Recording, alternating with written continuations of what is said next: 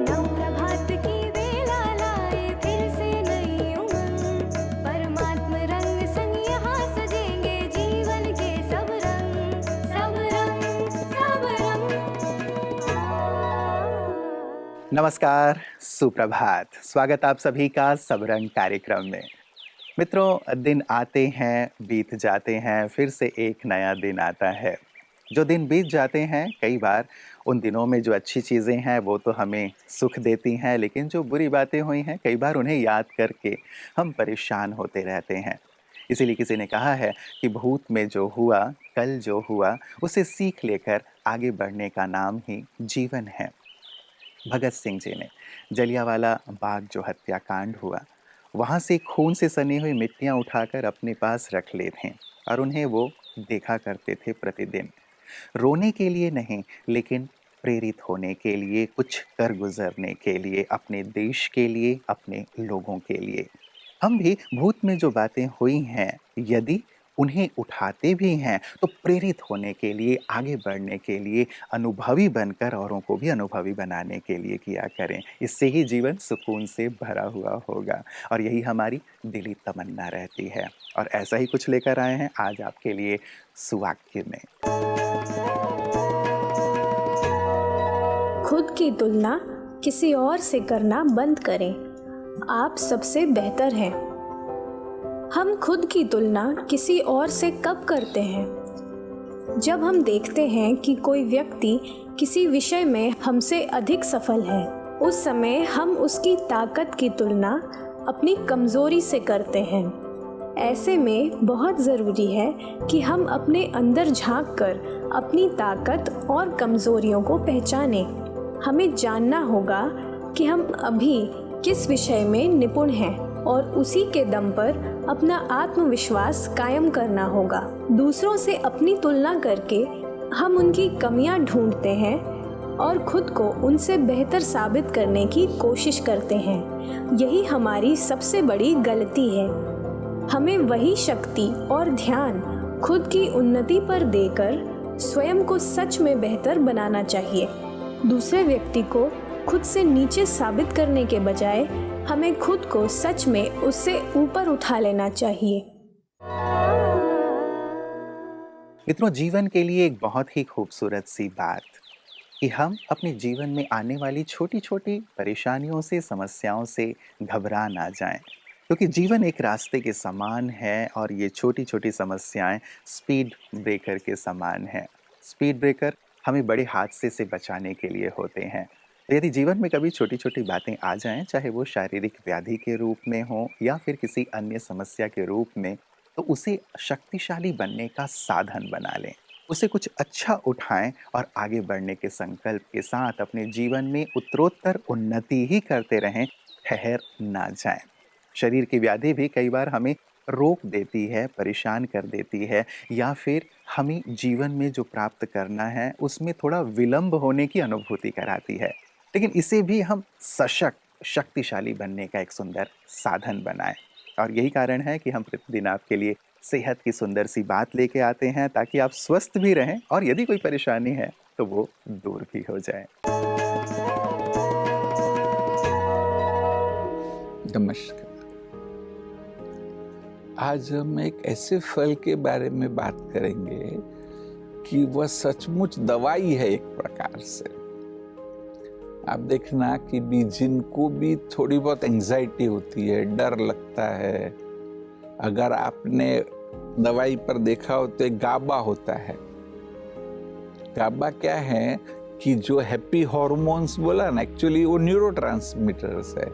Serotonin, acetyl choline, norepinephrine, गाबा एक commonest है।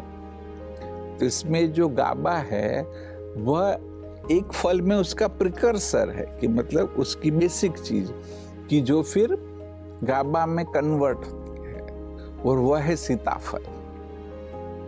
सीताफल यह जो इसकी प्रॉपर्टी, अगेन जैसे मैंने कहा कि वो दवाई का काम करेगी। जिनको भी एंजाइटी होती है, हम लोग कहते हैं कि भी ये फल आप खाओ, ताकि आपकी जो दवाइयाँ है वह दवाइयाँ आपकी कम हो जाएगी। और साथ साथ और एक बहुत बड़ी बात है, आप देखना 45-50 के बाद बहनों को तो स्पेशली बोला जाता है कि कैल्शियम की टैबलेट लो। और आपको जान के आश्चर्य होगा कि एक सीताफल में करीब 400 से 500 मिलीग्राम कैल्शियम है। आप वो टैबलेट की कॉस्ट देख लेना। तो ये तो आप फल खा रहे हो, मीठा भी है, पेट भी भर जाएगा और साथ साथ में आपको अच्छी मात्रा में कैल्शियम मिलेगा। यह गाबा एक प्रकार से यही कहेंगे कि एक नर्व टॉनिक हो गया, कि वो नर्व टॉनिक भी है। उसके और जो सारे फायदे हैं वो तो सभी फलों में है ही है। मैं आपको फलों की जो उसकी जो विशेषता है, स्पेशलिटी है, उसके बारे में बात कर रहा हूँ। तो जब जब भी सीजन हो जरूर खाना है, क्योंकि जैसे कहा कि भी कैल्शियम की गोली खाने के बदले तो अच्छा है ना। और स्पेशली जिनको भी एक नर्वसनेस रहती है, जो थोड़ी ज्यादा फिक्र करते, टेंशन लेते, चिंता करते हैं, तो उनके लिए जो गाबा का प्रिकर्सर इसमें है वो आपको बहुत ही मदद करेगा। ओम शांति। मित्रों, एक बहुत ही सुंदर सी पंक्ति कही मैंने पढ़ी, बहुत ही काम की मुझे लगी, और वो ये थी कि लोग आपको हर्ट करते हैं लेकिन परमात्मा आपको हील करते हैं।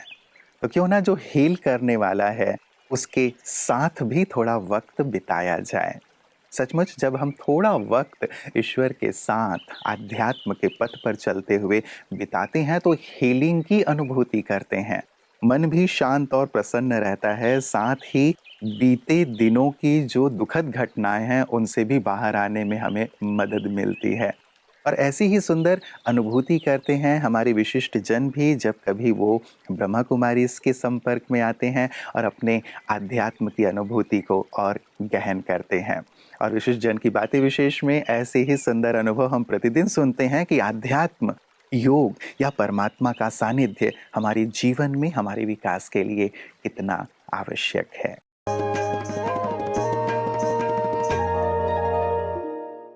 Definitely, I think this seminar or workshop which recently we had in Mount Abu about this integrity, benevolence, and meditation for administrators.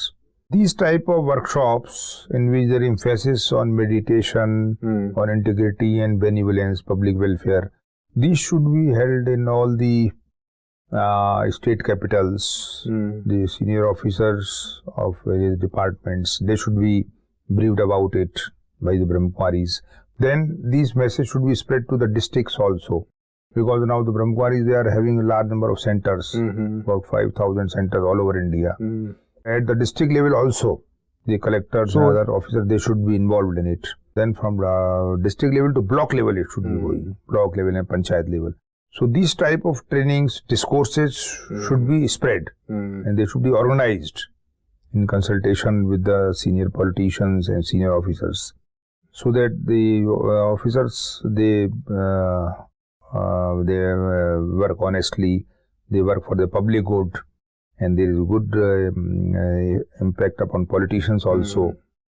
And also in the training institutes, for the IAS training institute, IPS, other service institutes, state administrative training institutes, where the training of official functionaries, discourses or salt training programs, these should be held, so that the officers who are joining the service, new officers, they are also cultivated properly.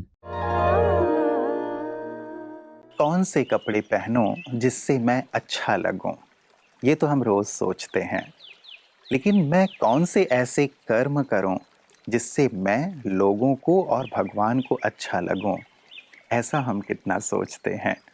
सचमुच यदि ये सोच हो तो जीवन निखर जाए, संवर जाए और हमें कभी भी पश्चाताप ना करना पड़े, मैं ये कहूँगा। क्योंकि जब ऐसे अपने कर्मों पर ख्याल होता है तो सचमुच हमारी कर्म श्रेष्ठ होते हैं, सुखदायी होते हैं, यादगार हो जाते हैं हमारे लिए भी औरों के लिए भी। तो ऐसे ही श्रेष्ठ कर्म करने की प्रेरणा ब्रह्मा कुमारियाँ सिखाती हैं, जिससे हम औरों के प्रिय और भगवान के भी प्रिय बन जाएं। आइए देखें उनकी सुंदर सेवाओं को कि कहाँ कहाँ वो ये दिव्य और श्रेष्ठ सेवा के कार्य कर रही हैं। ओडिशा के भुवनेश्वर में विश्व फार्मासिस्ट दिवस के अवसर पर उत्कल अस्पताल भुवनेश्वर में विश्व फार्मासिस्ट दिवस कार्यक्रम का आयोजन किया गया। कार्यक्रम पर चिकित्सा क्षेत्र में फार्मासिस्टों की भूमिका पर प्रकाश डालने हेतु भुवनेश्वर यूनिट 8 सेवा केंद्र की प्रभारी ब्रह्मा कुमारी दुर्गेश नंदिनी दीदी जी को विशेष अतिथि के रूप में निमंत्रण दिया गया। पुष्पगुच्छों से अतिथियों का स्वागत किया गया। तत्पश्चात दीप प्रज्वलन से कार्यक्रम की शुरुआत की गई। कार्यक्रम में उत्कल हॉस्पिटल के चीफ एग्जीक्यूटिव ऑफिसर डॉक्टर आशीष Chandra ji, managing director doctor प्रज्ञान जी, डीन एकेडमिक्स डॉक्टर प्रफुल्ला जी एवं अन्य मुख्य मेंबर्स भी मौजूद रहे। इस मौके पर ब्रह्मा कुमारी दुर्गेश नंदिनी दीदी जी ने कहा कि सकारात्मकता के साथ दूसरों की सेवा करने के लिए सबसे पहले खुश रहना बहुत महत्वपूर्ण है। जो मानसिक रूप से मजबूत है उनकी शारीरिक स्वास्थ्य भी अधिक अच्छी रहती है। इसी सत्र में आगे बढ़ते हुए सभी को राजयोग मेडिटेशन का अभ्यास भी करवाया गया। इस अवसर पर हॉस्पिटल के कुछ फार्मासिस्ट भाई बहनों को सम्मानित भी किया गया। अंत में सभी की उपस्थिति में केक कटिंग कर इस कार्यक्रम को संपन्न किया। महत्वपूर्ण सी बात है मित्रों कि जीवन में बहुत अच्छी अच्छी बातें हमारी हुई हैं। क्यों ना आज ऐसा करें कि हम एक सूची बनाएं कि क्या क्या अच्छी चीजें मेरे जीवन में हुई हैं और संकल्प लें कि इन अच्छी चीजों को ही हम याद रखेंगे। बुरी चीजों से तो केवल सीखने के भाव से सीख कर आगे बढ़ेंगे तो आप पाएंगे कि अच्छी बातों को याद करके हमेशा मन खिला रहेगा और औरों के चेहरों पे भी आप मुस्कान लाते रहेंगे। तो ये मुस्कान सदा आपकी बनी रहे।